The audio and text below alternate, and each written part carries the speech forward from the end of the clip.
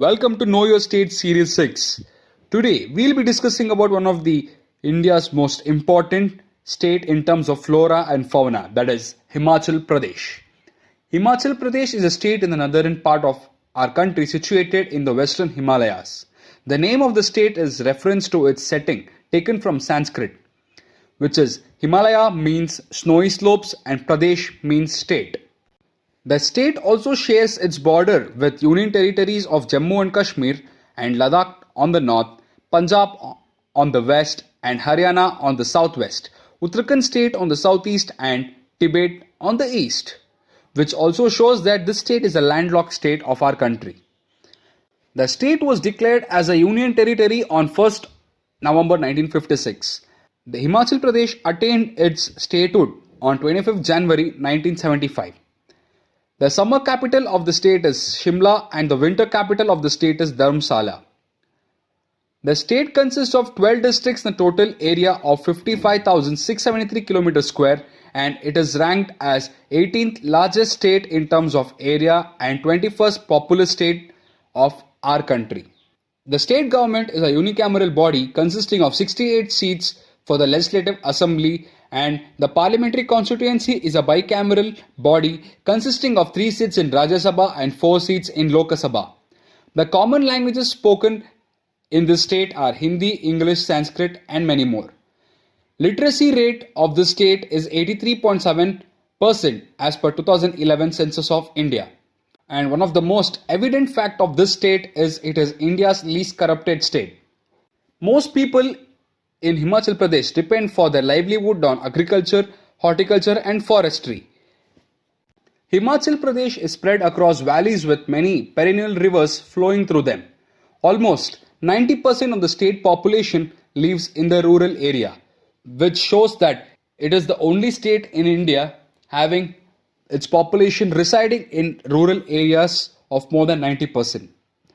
Agriculture, horticulture, hydropower and tourism are important constituency of state's economy. With the diverse terrain of Himachal Pradesh, there are several parallel physiographic regions corresponding to the northwest to southwest trending ranges of Himalayan mountain system. The region adjacent to the plains of Punjab and Haryana consists of 2 stretches of the Shivalik range separated by a long narrow valley. As the state has got the originates of the western Himalayan region, which is upright to this state Himachal Pradesh. To the north again to the Zaskar range, which reaches elevation of more than 22,000 feet. Many active mountain glaciers originate in this area. The eastern portion of the state is drained primarily by the Sutlej river, which rises in the Tibet. This clearly depicts that the state has got a very diverse climatic conditions. Yes, the Shivalik region has a hot summer in March to June, cool and dry winter in October to February and monsoon season in July to September, which clearly shows that the state has got moderately tropical climate. Himachal Pradesh is also said to be the fruit bowl of our country, with orchards being widely spread throughout the state. It is because of the varied flora and fauna present in the state with different cultivation across the state in agricultural sector. The state has also implemented a series of development plans based on the civilization of its abundant hydropower potential and mineral and forest resources. Hydropower plant on the Hul river of Jogindranagar and the Bakra dam on the Sutlej river and the Giri dam on the Giri river and many more. This also shows that the state is mainly dependent on the hydropower potential for the state's economical growth.